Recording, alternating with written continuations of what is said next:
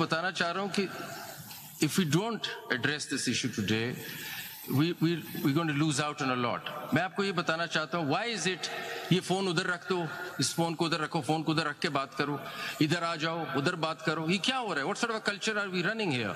इस कमरे में नहीं बैठो, उस कमरे में बाहर निकल के बात करो, ये कोई सुन लेगा, फोन कुछ हो जाएगा. Is this a state?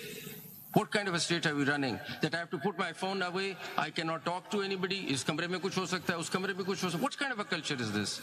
So now that the case is there, let's sort these issues out. Yeah.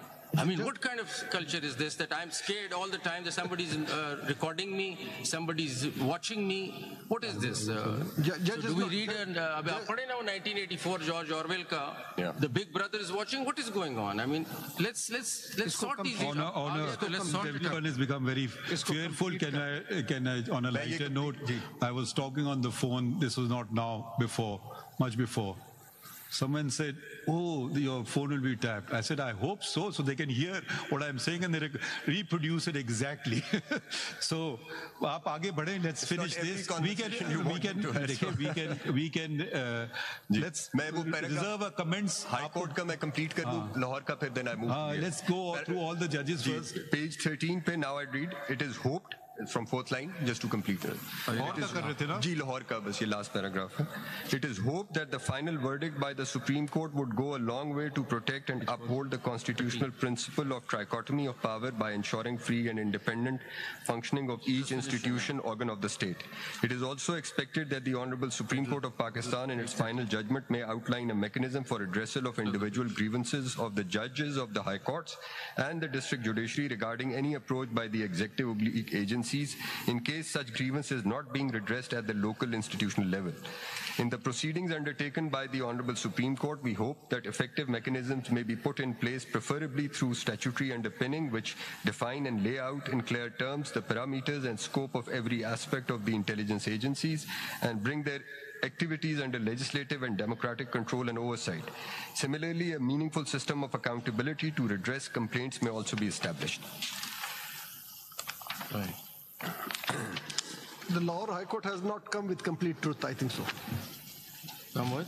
Complete truth. क्यों? Interference की बात तो वो कर रहे हैं लेकिन खुल के नहीं कर रहे हैं. नहीं, इनके साथ एक वो lower judiciary ने भी कुछ recommendations दिए. That is very important actually, my lord has rightly pointed out. अगर आप वो district judiciary की suggestions देखें ना, जी sir, it's page 15. Very meaningful. Page 15. That's right. I read out from paragraph number 1 onwards.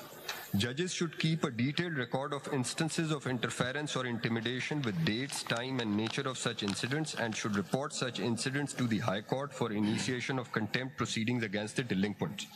The judge in whose court proceedings interference has been made should also proceed against the delinquent under the law, including registration of criminal case under the relevant provisions of statute.